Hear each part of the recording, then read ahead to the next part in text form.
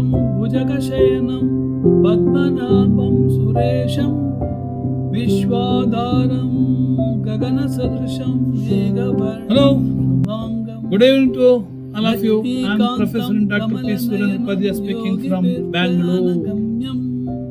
ಈಗ ನಿಮಗೆ 2017 ಆಗಸ್ಟ್ 11ರಲ್ಲಿ ಹುಟ್ಟಿದಂತ ಒಬ್ಬನ ಜಾತಕವನ್ನು ವಿಶ್ಲೇಷಣೆ ಮಾಡಿದ್ದೇನೆ.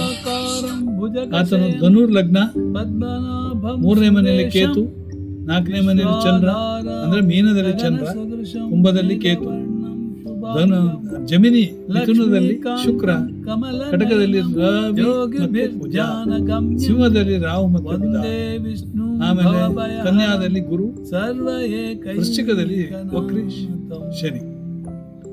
ಈಗ ಧನುರ್ ಲಗ್ನ ಕೇಳ್ಕೊಂಡ್ರೆ ಈ ಹುಡುಗ ಮುಂದೆ ಸ್ವಲ್ಪ ದಪ್ಪ ಆಗ್ಲಿಕ್ಕೆ ಸಾಧ್ಯತೆ ಉಂಟು. ಅಧಿಪತಿ ಗುರು.